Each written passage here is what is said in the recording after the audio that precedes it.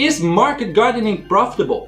This question and variations of this question I get asked literally several times per week, and I get it. You're on the edge, you want to start a farm, but you are scared of losing your monthly salary from your job, you're scared of not making it, you don't know how to let go of the uncertainty and wonder how the heck will you survive as a full-time farmer. In this video, I'm going to open up the curtains, take you behind the scenes and share with you important data and insights that will allow you to make the right decisions to move forward. I'm going to let you in on our revenue numbers, running costs, profits, the initial investment costs, and a lot more. So stay tuned.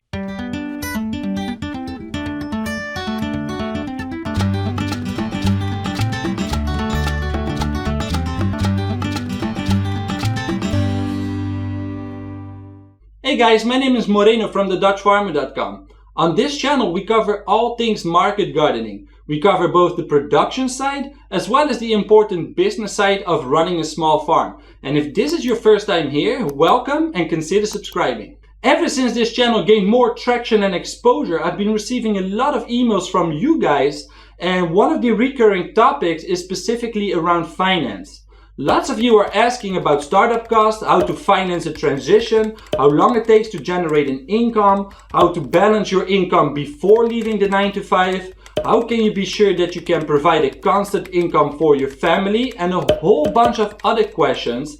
And as much as I would like to answer each and every one of them so that I can help you guys out with achieving your dreams, there's only so many hours in a day.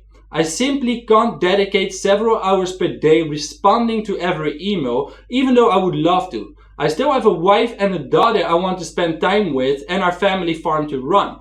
Therefore, I've combined all the questions that I've been receiving up until this date regarding finance. I've categorized them and I will answer each and every single one of them in this video, much like in a Q&A style.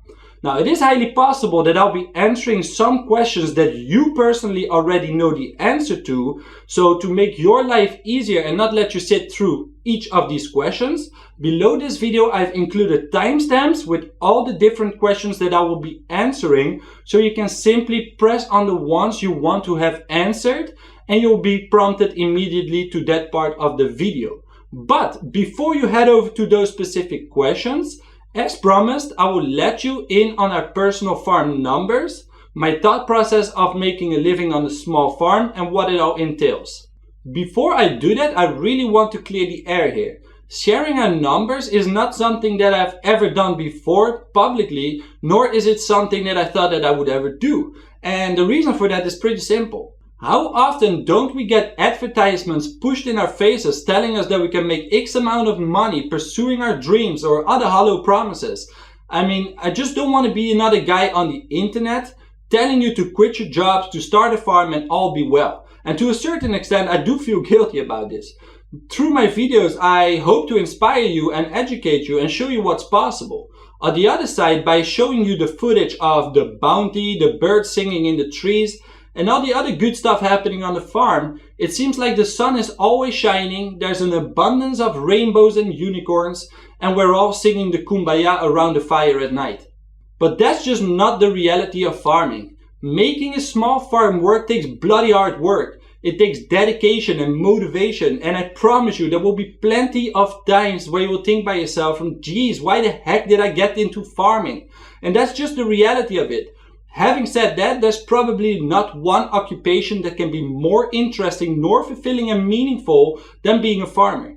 And I truly think, and I hope you guys know that as well, that if you want to start farming for a living, the main reasons that you're going to do it are to create a better life for yourself and your family, to grow the majority of your own food so that you can be less dependent on the system, and to live a simpler, more meaningful and fulfilling life whilst being a part of the solution. Having said that, I think that by sharing actual data like the numbers, it can help function as a reality check for those of you who are on the edge. I believe that making a living on a small farm is within the reach for those of you who are willing to make the efforts, who are willing to go out there to do their research and planning, and for those of you who are determined to create a better life for yourself and your family. There's no get-rich-quick schemes involved in farming, but simple roll-up-your-sleeves attitude and start working. If that puts you off, I highly recommend you don't start a farm and instead either support your local farmers and buy your produce from them or grow your own garden. And with that out of the way, let's get into it. The way we like to work here on our farm is to first come up with a financial target, a financial goal that allows us to live our chosen lifestyle and allows us to pay our bills. This is a crucial first step which I cover both in this video as well as in our free guide which you can download from our website. I will make sure to share the actual link to that guide at the end of this video. By setting yourself this financial goal, you can break it down into an actual production system that is in line with the local demand. I cannot emphasize enough how crucially important this step has been with the success of our farm. It gave us all the clarity we needed to move forward with confidence. In the previous season, we had put our financial target at 60,000 euros. In US dollars as of today, that is roughly $67,000. That is excluding the revenue we make from microgreens, nursery-related income like spring starts and plants we sell, and the fruits and nuts from the trees. Due to some losses and shifts in demand, we were able to make 94% of the total of our initial target, which comes down to 56,400 euros in gross revenue. Our annual average running cost for the market garden is $10,130 or 8,976 euros. As you can see here, this is broken down by the following things. Compost, $2,508. Seeds, $1,693. All the way down to bank fees, insurances and things like this for $577. That means that if we deduct our total annual expenses from our revenue, we come to a total gross profit of $53,525 US dollars or 47,424 euros, which is basically our salary. Now, to put things a little bit more into perspective, our farm is being operated by me as a full-time employee and by my wife as a part-time employee. On average, we work about 5 to 6 days per week, 8 to 10 hours per day during the height of the season and a lot less obviously during the winter. The gross minimum annual wage as of today in France for one full-time and one part-time employee combined is 29,029 euros. Which comes down to 32,763 US dollars. If we compare our numbers to the minimum French standards, you can clearly see that our gross profit, which is basically our gross salary, is well above the minimum for this country. Now, I'm not telling you to compare things to your country's minimum, but this can just give you a little bit of perspective. Making a living means something different to each individual, and so you will have to decide at what standards you want to live at. Now, to get to these numbers, we have to sell our crops to a diversity of customers, including wholesale to organic grocery stores in the area and a local food distributor, restaurants and chefs, as well as on-farm sales. To make a small farm like this work in the rural setting that we are and the customers that we serve, we need to focus on having a diverse range of produce we can offer, but still with the focus on mid to high-end profit crops, so things like lettuces, leafy greens, and bunching roots. For this season though, we are now putting much more efforts into promoting and marketing the on-farm sales where people come directly to us on the farm on predetermined days. This is allowing us to diversify our production a bit more, since we'll be selling more produce directly to the end consumer, and so we can demand higher prices. We think that we'll be able to do slightly better than last year with the market garden, and so we've increased our annual financial target with 5,000 euros to a total of 65,000 euros. Now, these numbers will give you some perspective of a small farm that's been running for a couple of years now. But what if you're just starting out and you have to invest in all of the equipment and tools? More specifically, What is the initial investment cost to start a small-scale market garden like ours? With the general overview of our farm numbers covered, we're now going into the Q&A part of this video. As I mentioned earlier on, below this video in the description box, I've included all the questions I've been getting from you guys regarding finance and included timestamps for each question. This allows you to jump immediately to questions you would like to have answered. So let's get started. Question number 1. What is the initial investment cost of a small-scale market garden?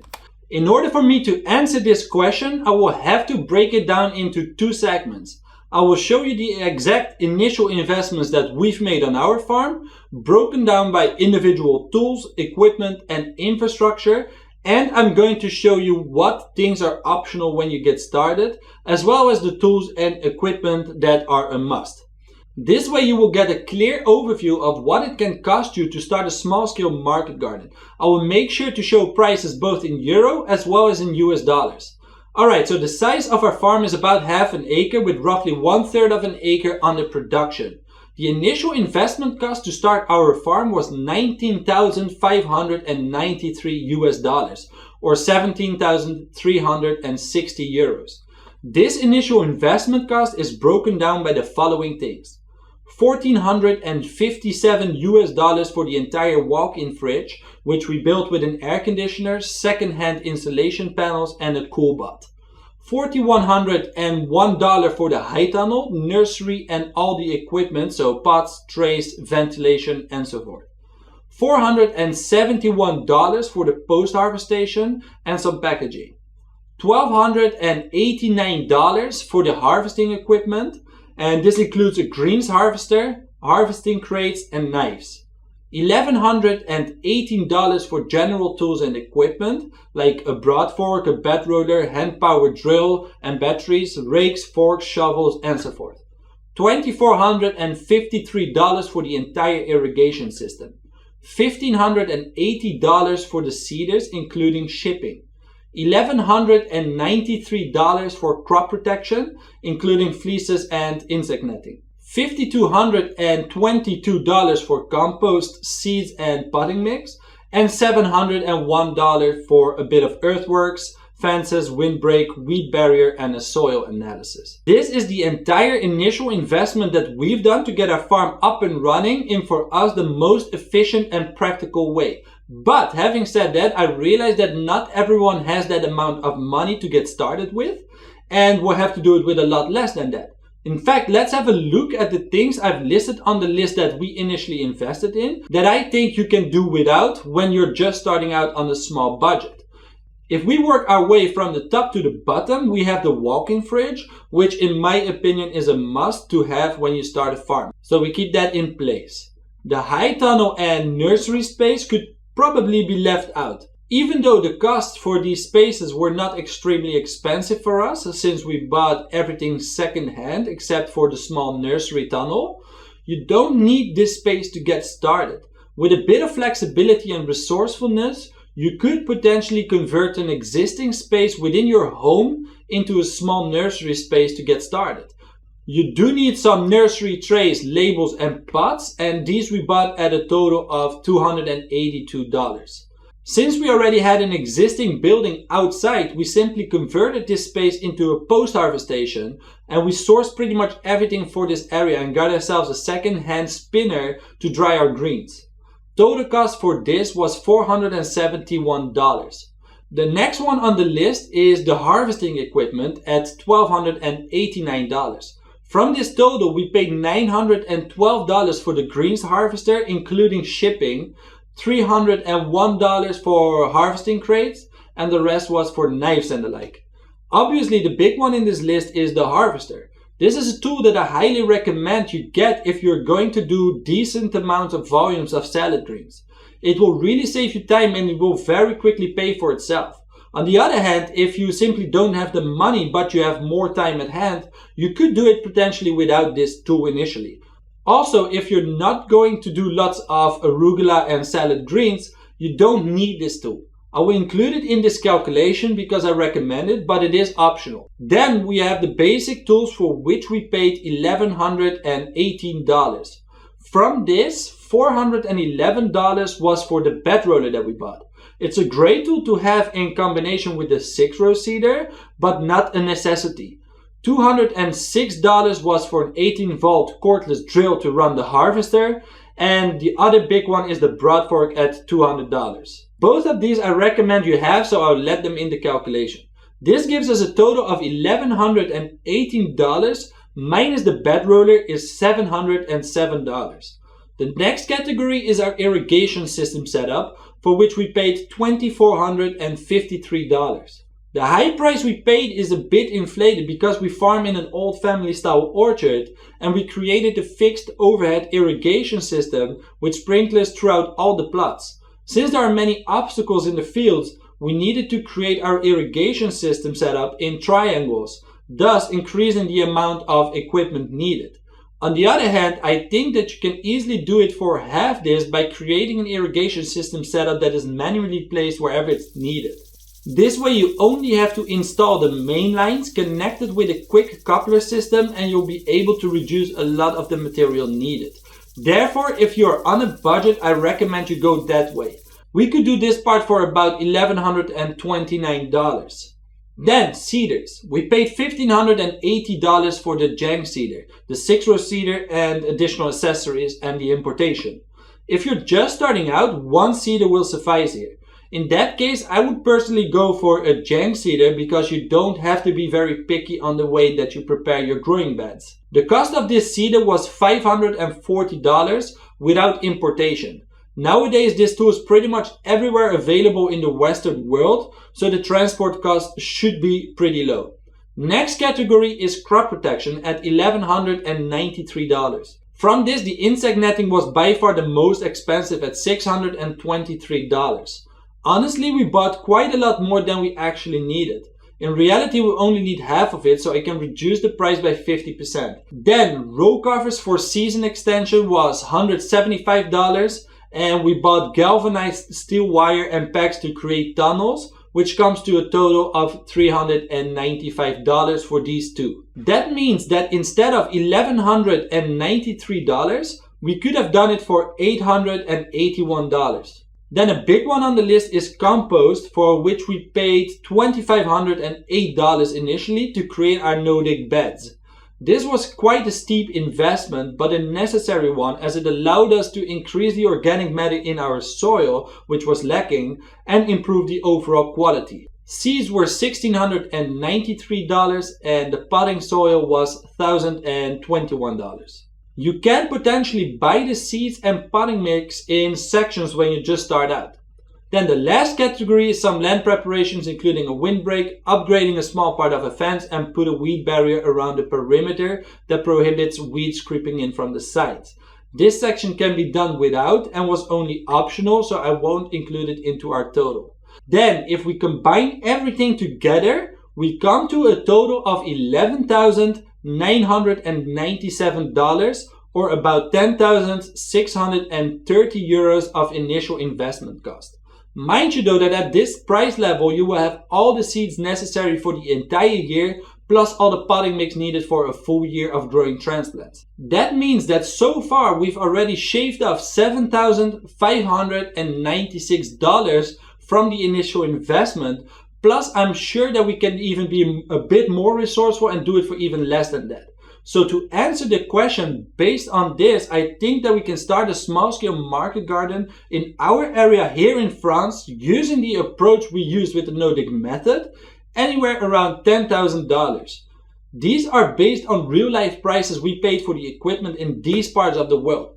Obviously, depending on where you are, this will vary, but this can give you a good indication. Depending on how badly you want to get this farming thing going and you're willing to spend more time initially, you could potentially even start seeding your first crops by hand and water it manually, but I highly recommend against it. I think it's wiser to keep your job a little longer, save up the required capital, and once you have what you need, you can get started. I hope that this breakdown makes sense and can help you out. Just a final word before we head over to the next question. Realize that even though starting a farm and doing it for a living can seem very attractive and even romantic, at its core a farm is a business, and it simply takes money to start a business. It is possible that these numbers might scare you, but running a market garden is different than gardening for yourself or a family. Things start to shift when you do it on a commercial scale, and if you want to succeed, you need to have the mindset of an entrepreneur and approach it like a business and not as a hobby. Question number 2. How to find the startup costs besides taking loans from a bank, and how did you do it? Okay, so the way we did it on our farm was that both my wife and I were working on farms before coming back here to France to start our own farm. During that time that we were working there, we were literally trying to save as much money as we possibly could without undermining the quality of life that we wanted to have. We did this for several years, which allowed us to gain enough funds to get started.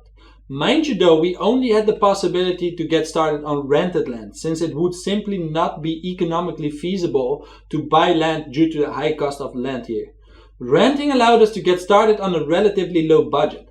In order to find the startup funds, there are several ways you can go about it. For me personally, the most logical way of doing it is by having a job and if possible work overtime and as much as you personally can handle. If overtime is not a possibility, consider getting a second job for the evenings and weekends. I would do literally everything in my power to get the required startup funds to realize my dreams.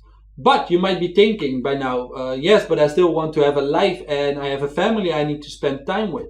All that is understandable and fine, and you don't have to work 24 hours a day, but I think Joel Salatin said it perfectly. I heard him say somewhere like, if you want it, you gotta want it. And it's totally true. You've gotta be willing to do what it takes. It might mean that you have to give up on watching television. It might mean that you have to skip going out when all your friends are going to a party, to a lake, or whatever you do in your spare time.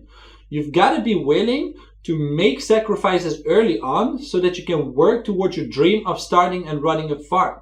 But before you start looking at ways to make money, the thing you've got to understand about it is that the first step you have to do is looking at where you currently spend your money.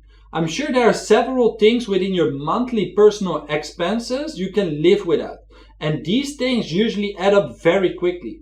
Therefore, before looking at how to find the startup costs, I would look at ways to minimize your monthly expenses. Once you've minimized your costs, it becomes much easier to reach the desired startup funds. Besides getting a job, which I mentioned just before, you can also look at what grants are available in your country. I know, for example, that here in France, there are several ways to get money to fund things like high tunnels, tools, and equipment, but as well for the organic certification, tax deductions on organic farms, and other benefits. Look into the local legislation and opportunities for small farmers and make use of them if they are available in your area. This can greatly help in reducing the personal investment needed. Another way of earning some money would be to sell some of your old stuff that you don't need or use anymore. I'm always surprised with the amount of stuff that we just seem to accumulate over time. I'm sure you can get creative and sell some of the things that you own. You can also take it even a step further and actively look for things that you can buy for a low price and resell it. So like flipping things. I mean, there's so many creative ways to get to the required initial startup cost that we could possibly make an entire video about it. Crowdfunding is another example of a way to acquire the needed funds.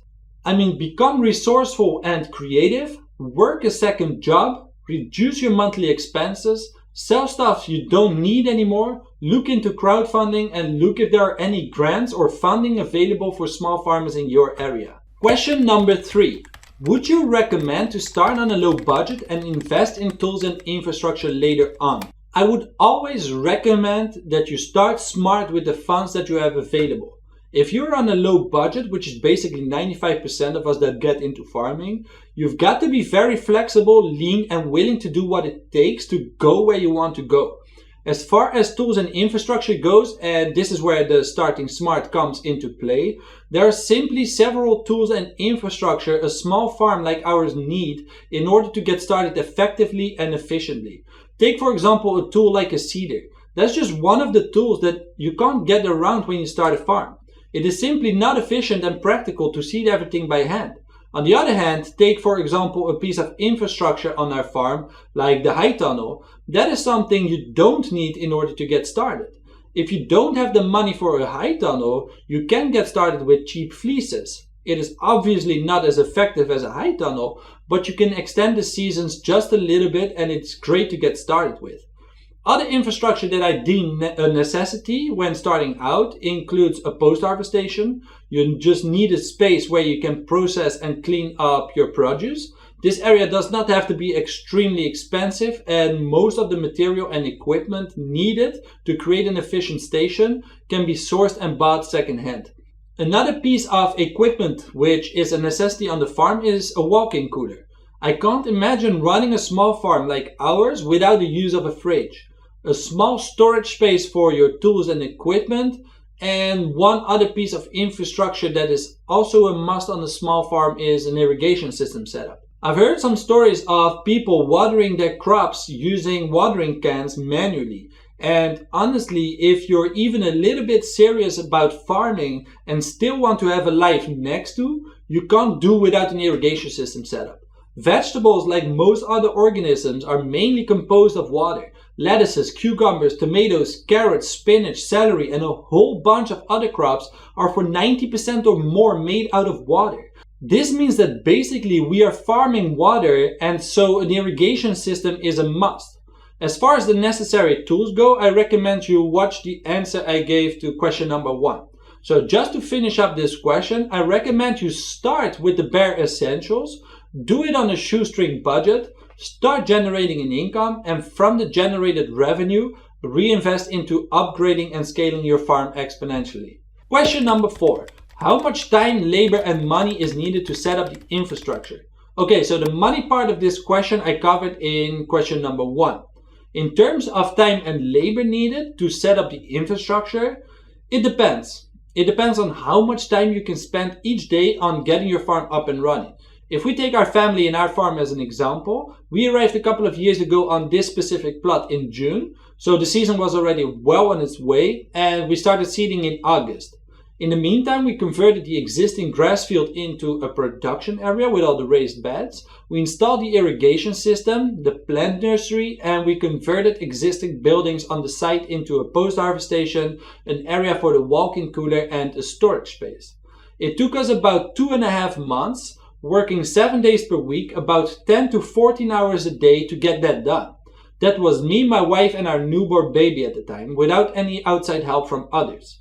The high tunnel we have here was installed that following winter. If you don't have any existing infrastructure on your land yet, I can imagine that you can easily double, if not more, the amount of time to set everything up. That was also one of the reasons we looked for rented land with already existing buildings on the site. This allowed us to get started really quickly, which was a must for us at the time.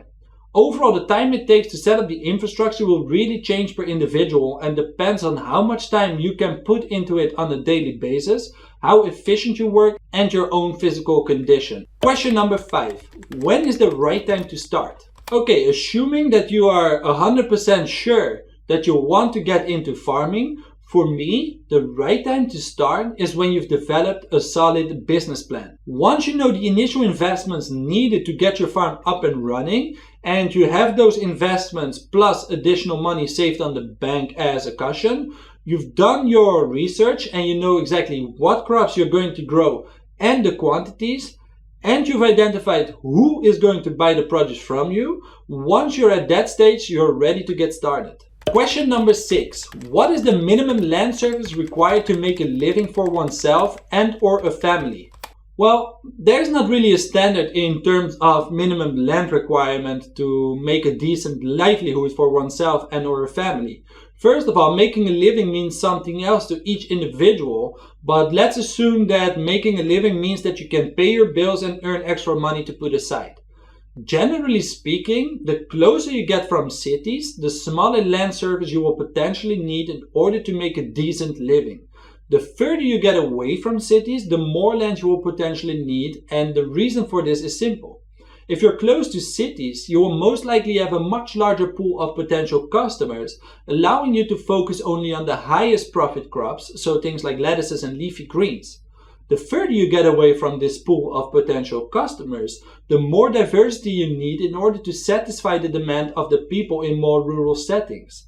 One customer in a rural setting is much more likely to buy a variety of produce from you, whereas certain customers in the cities, like chefs and wholesale, can buy larger quantities of one single item from you. And that's basically what we do on our farm. Even though we're pretty rural with the closest cities at about 45 minute to an hour drive from our farm, we are able to make a living on our third of an acre farm by targeting mainly chefs, restaurants, and wholesale accounts in these cities. This allows us to focus for at least the majority of our produce on higher profit crops. But since we're also developing more the on-farm sales outlet, we realize that in order to make it interesting for the customers that come directly to the farm, we need to have some variety if we want them to keep returning. So I can't really give you a definite answer to the minimum requirements needed for you in order to make a living on those specific land services. There's people making it work on a quarter acre, and there's people that are making it work on 2 acres or more. I recommend that if you are looking for land to farm on, I would look for at least 1 acre of land. This does not mean that you have to start immediately with that acre. Instead, get started on a quarter acre, get the production systems under control, and start building relationships with the customers in your area. From there, you can grow based on your experience and the local demand. Question number 7. Is there a market for small farmers in my area?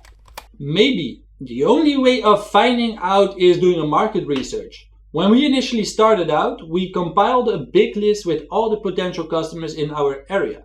We listed all sorts of possible clients, from restaurants to CSA to wholesale to distributors to farmers markets.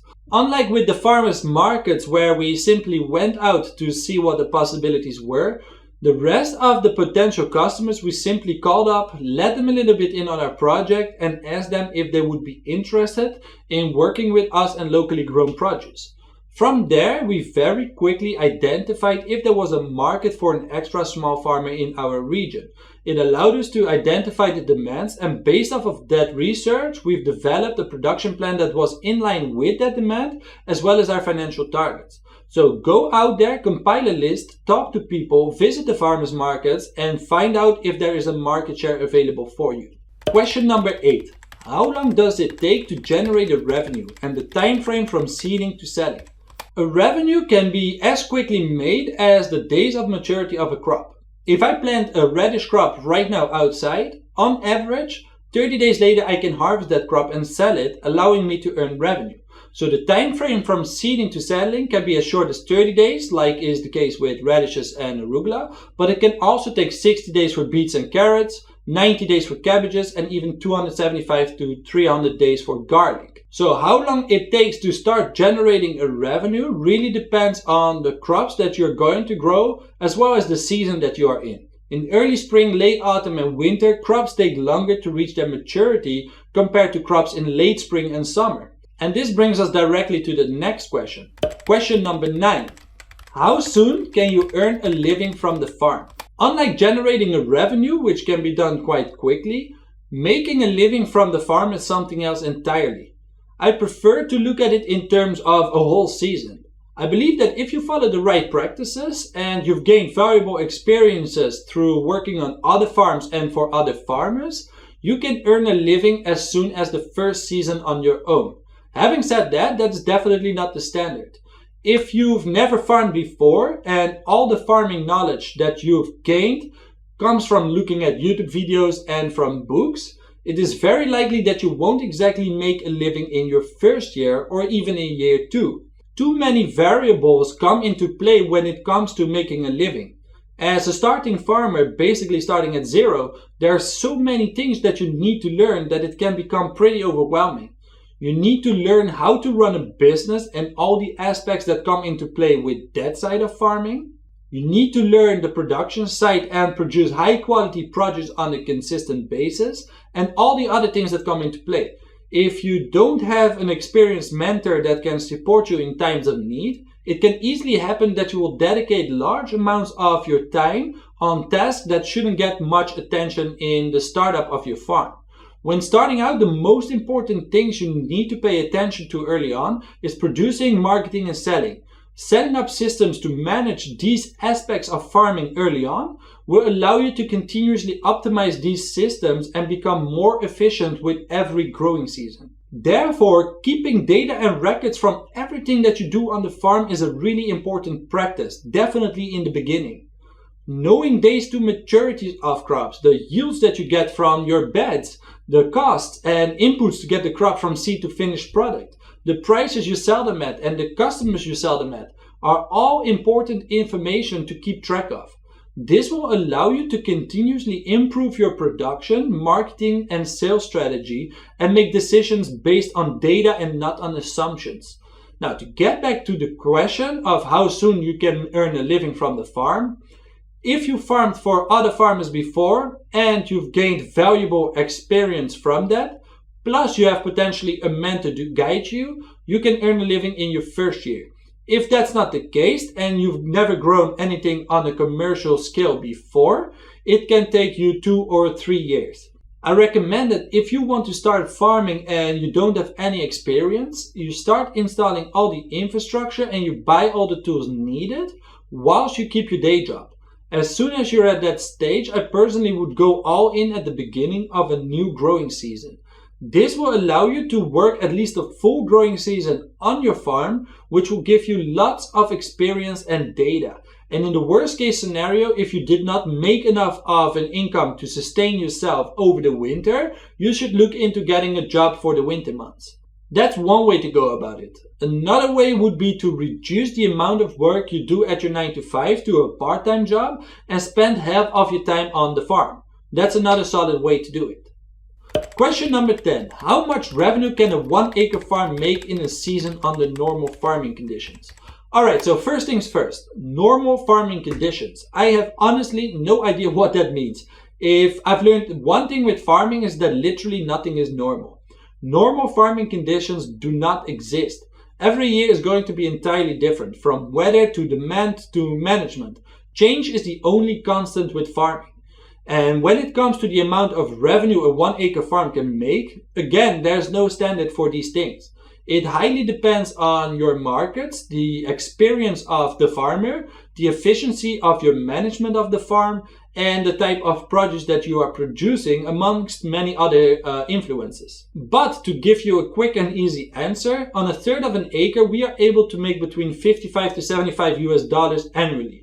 This means that if we multiply this by 3 to get to a full acre, we are looking at making $165,000 to $225,000. Mind you though that at the scale of an acre, lots of things would change on our farm. It would require lots more management, employees, inputs, and a whole bunch of other things. Also, if you have an acre of land to farm on, you've got the potential to create several additional farming enterprises on top of the market garden. Think of fruiting shrubs and trees, mushroom production, laying hens and broilers, spring starts and other nursery plants, and several other enterprises. This will then completely further change the revenue potential of the small farm. Question number 11. How to scale up, especially with a limited budget. Assuming you're making a living, which is your first goal when starting a farm, scaling is done through the profits that you've made at the end of the season. Meaning that once you've paid your fixed and operational costs and your salary, everything that's left is your profit. Obviously, taxes will have to be paid on this, and with the leftovers, whatever they may be, you can reinvest into the farm to scale up the farming enterprise. If you barely have any profits left at the end of the year, you need to increase your financial target to a point that will allow you to have your desired profits. You can then break this down into a new production system based on your local markets. Question number 12. How can you be sure that you can provide a constant income for your family, given the fact that a bad year, hail, storm, etc. can cripple or destroy a high percentage of your crops? Good question. You can't. I mean, at its core, you can never be sure of what will happen in the upcoming season. That's just one of the realities of farming. As you mentioned, a hailstorm can damage a large part of your production. You can lose an important client, you can break your leg, and many other negative scenarios can happen on the farm. What we can do as farmers is to expect the worst and plan for it. Take for example our farm. At the beginning of each season, we set our financial targets that we want to earn at the end of the growing season. In order for us to reach that number, or at least come very close to it, we make sure to plan to produce 15 to 30% more than we need to. This way we can be sure that we have a very high chance of reaching our predetermined revenue goals for the season. On top of that, we also have created a list with potential customers that serve strictly as a backup for us in case we cannot sell the produce with our main customers. Let's say we overproduce a certain crop and our primary sales outlet cannot take that amount. We always have access to additional sales outlets, pretty much ensuring us that we can sell all of our produce. We've been very clear with these secondary customers of ours that we are running a small farm and we can only produce crops in limited quantities and we can't deliver them on a regular basis since we've already engaged ourselves with other customers first. Some customers don't accept these terms and so they won't become a professional partner from the farm. Other customers don't mind it and love the additions from a small farm like ours on an occasional basis. It's all about clarity and communication. Other elements like natural forces, so wind, rain, hail, and storms, are much less within our control. Sure, we can create windbreaks to buffer winds, but we can't do a lot more to control the weather. This is where tunnels and greenhouses come into play. Growing under the protection of these structures allows you to be in charge of the inside climate, and so you can be sure of a constant production and a constant source of income.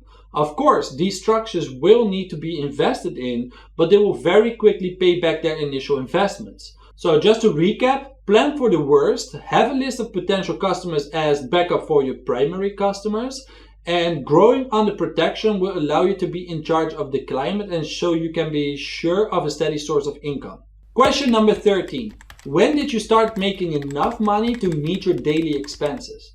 In the first season after the second or third month of production. Question number 14. How much savings is required on the bank? I recommend at least a savings amount of 6 months of living expenses. If that is not possible, at least 3 months, but I would also make sure to have a list of potential places you could get a part-time or full-time job in worst case scenarios. Question number 15. How to price your produce? When it comes to pricing your produce, you need to understand a couple of things. First of all, you need to understand how much the actual items cost you to produce. You never want to go below that number because that means that you would be losing money. On the other hand, you can only price the items at a cost your potential customers are willing to pay for. Then as third, you are working with something like a commodity and the prices usually don't differ all that much and are quite universal. There's oftentimes a standard in your area of what people are willing to pay for specific items. The way we priced our produce initially was to look at what other organic farmers were pricing each item at, and we compared that to the prices in the local organic grocery stores in their area, and this we compared that to our production cost.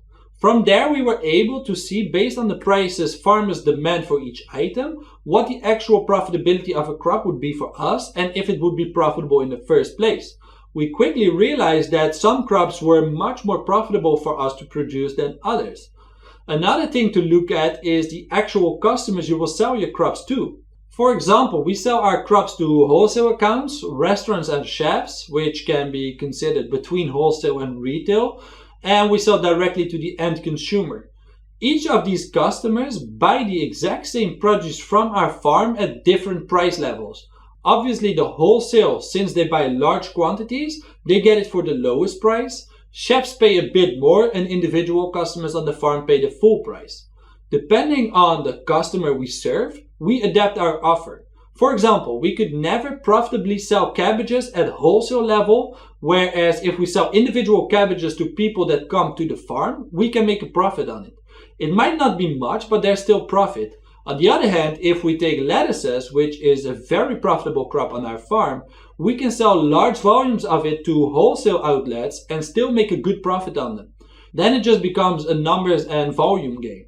So I recommend you make a calculation of the estimated cost to produce an item, compare it to the local market prices, and see if there's profitability. Remember to compare your prices to similar farmers. So if you farm organically, compare it to other organic growers. As last, you can decide to price your produce in such a way to be just a bit more expensive than the average, but you need to make sure that the quality and service is there to justify the higher price. Question number 60.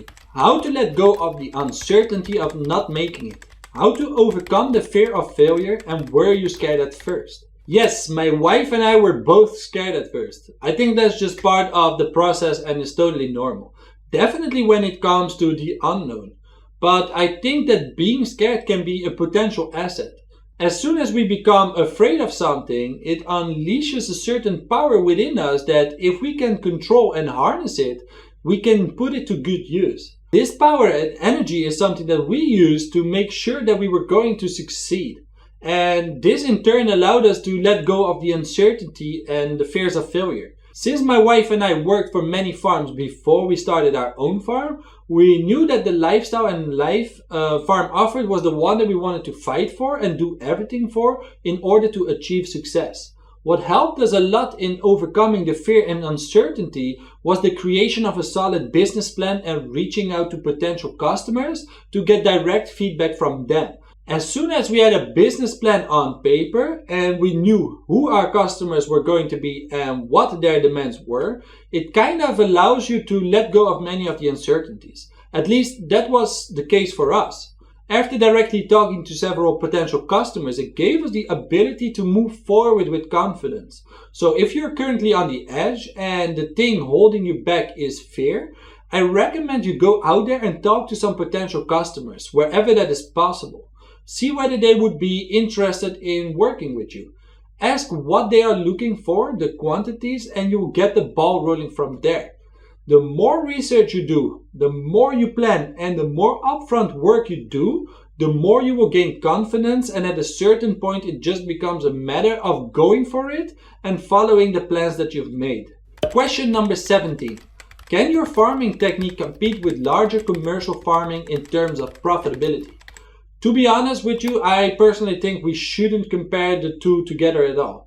It's a complete different category of farming and pretty much the exact opposite of one another.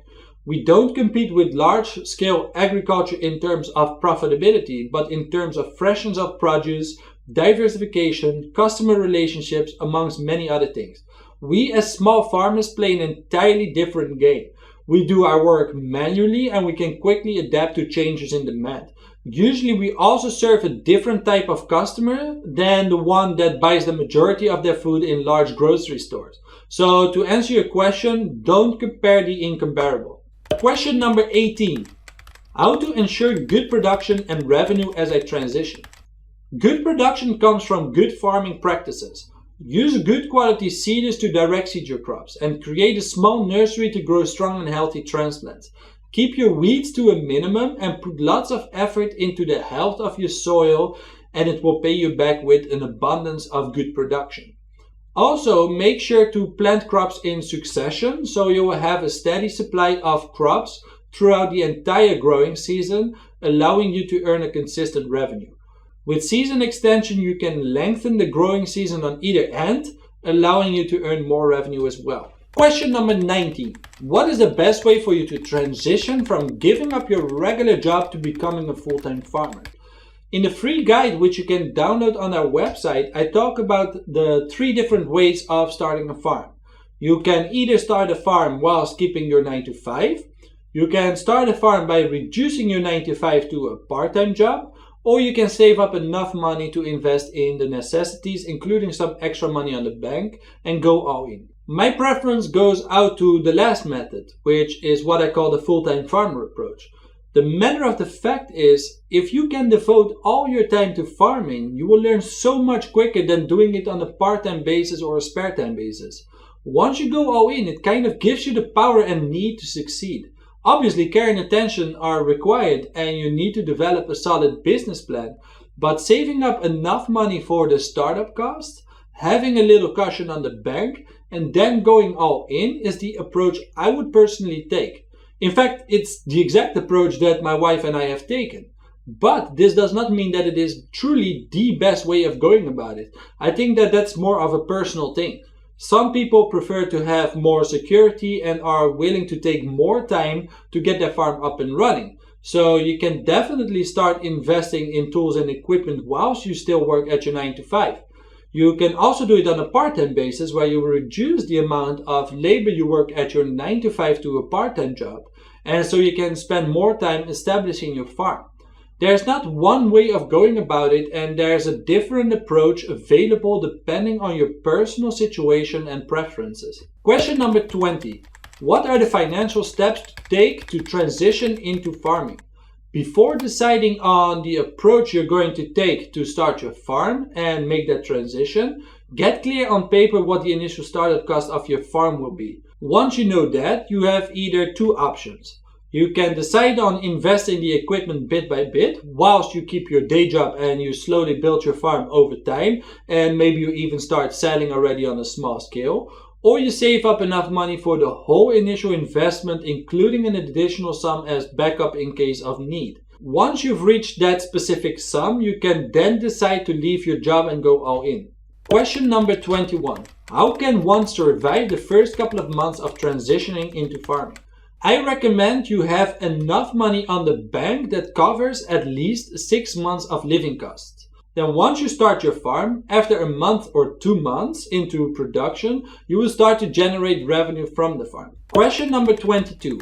How much did the land cost you? I'm having a hard time finding the capital to acquire the property to farm on.